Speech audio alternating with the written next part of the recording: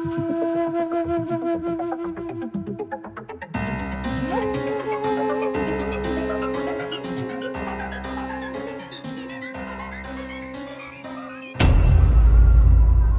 देख रहे हो तुम?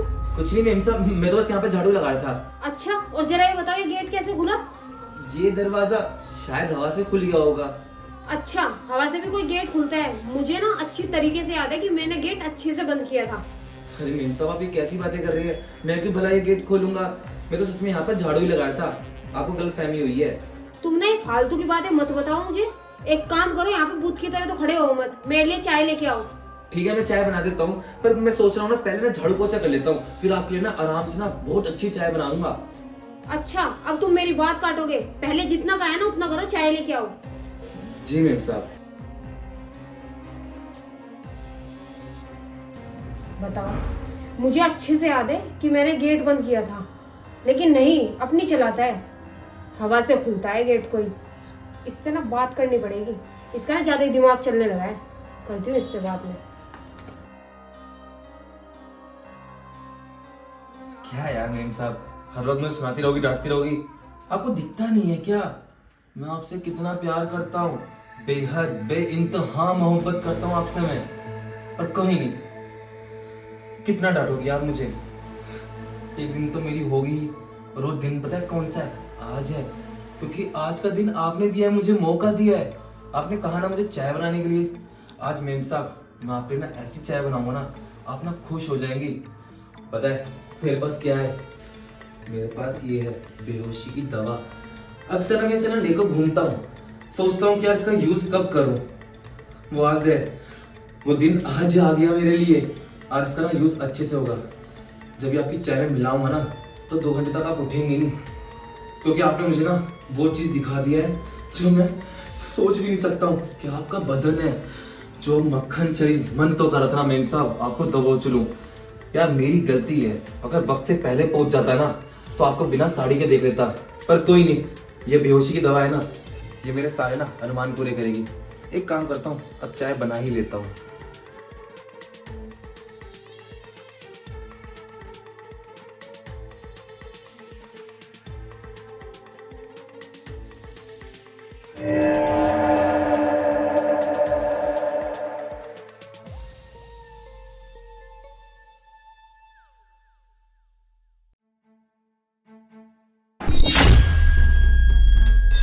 ये बन गई आपकी चाय, और 2 घंटे के लिए आप मेरी।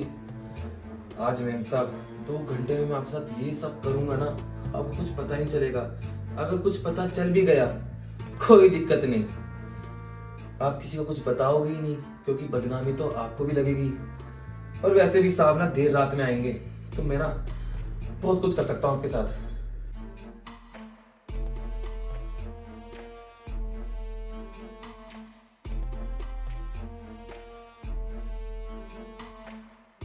चल रामू, अपना कमाल दिखा दिया आज मेम साहब को, भूल जाएंगी साहब को भी।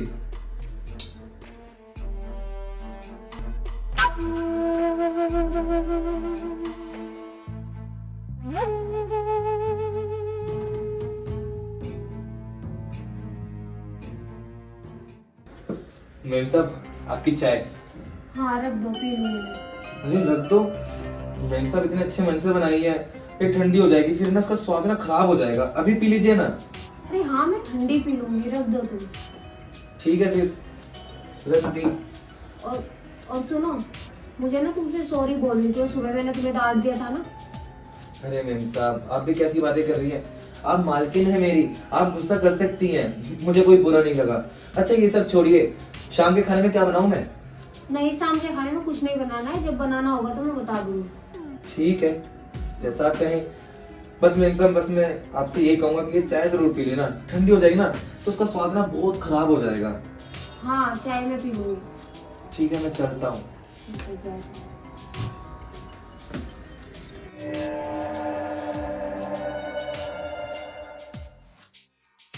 मैं ना सब जानती हूँ कि मुझे फोर्स क्यों कर रहा है चाय पीने के लिए, जिससे कि मैं ये चाय पीऊँ और बेहोश हो जाऊँ।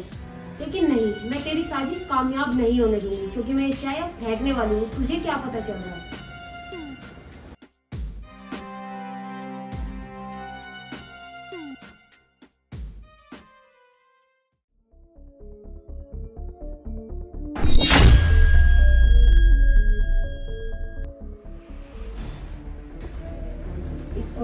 ही नहीं चलेगा कि मैंने ये चाय पी है या फेंकी है। बस अब ना जल्दी से मेरे पति आ जाए, फिर हम इसको सबक सिखाते हैं आज।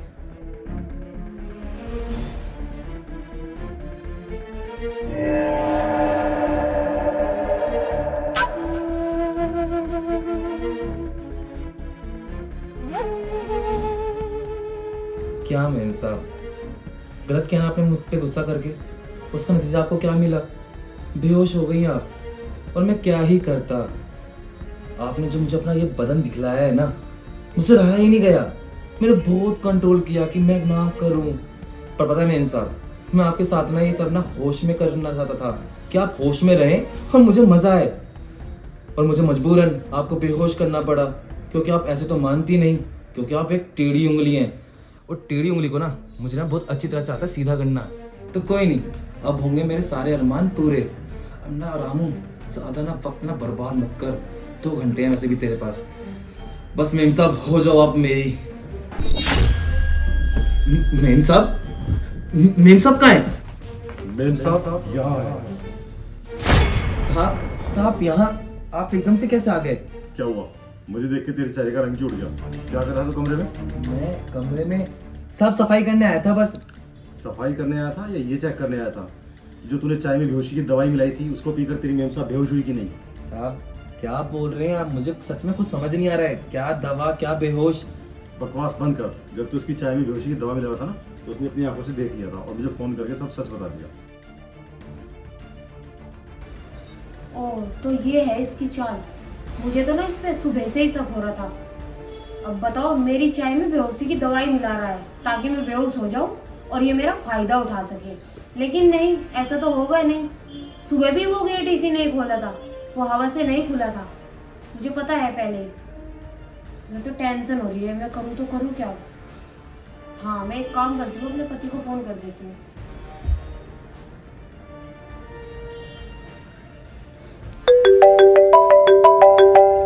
घर से फोन?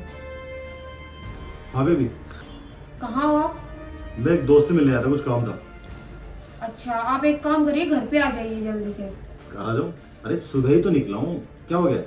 अरे बस आप आ जाइए घर पे। अरे हुआ क्या, बताओगे? मुझे टेंशन हो रही है। सब ठीक है ना? अरे वो अपना नौकर है ना रामू, उसने पता है क्या किया है? मेरी चाय में बेहोशी की दवाई मिला रहा है ताकि मैं बेहोश हो जाऊं और मेरे साथ गलत कर सके। उस 2 कौड़ी की नौकर की इतनी औकात कि वो तुम्हें बेहोश करके तुम्हारा फायदा उठाएगा? मैं करने दूंगा उसे। हाँ, और सुबह की सुन लो आप। सुबह के टाइम में कपड़े चेंज कर रही थी, तब भी मुझे घूर घूर के गेट खोल कर देख रहा था वो। अच्छा, अब उसकी हरकत इतनी बढ़ गई और तुम मुझे अब बता रही हो? हाँ, मुझे बहुत डर लग रहा है।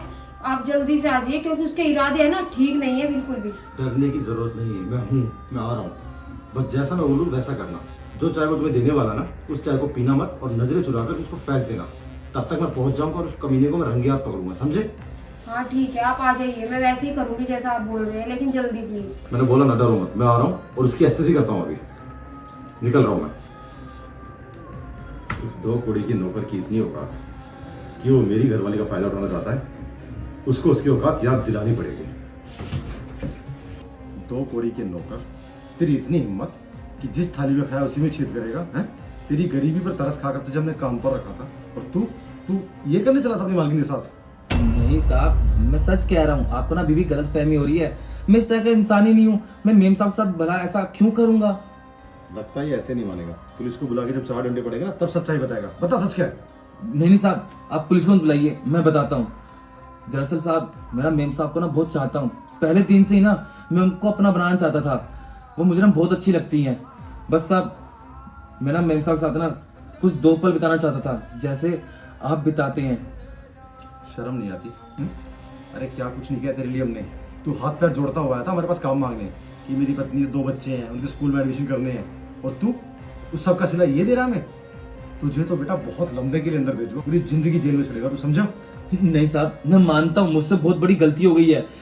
साहब आप खुद देखिए ना, मेरे 2 बच्चे हैं, मेरी बीवी है। अगर मैं जेल चला गया तो उनका ख्याल कौन रखेगा? मेरा घर का राशन। साहब मुझे माफ कर दीजिए, आइंदा ऐसी दोबारा गलती नहीं होगी मुझसे।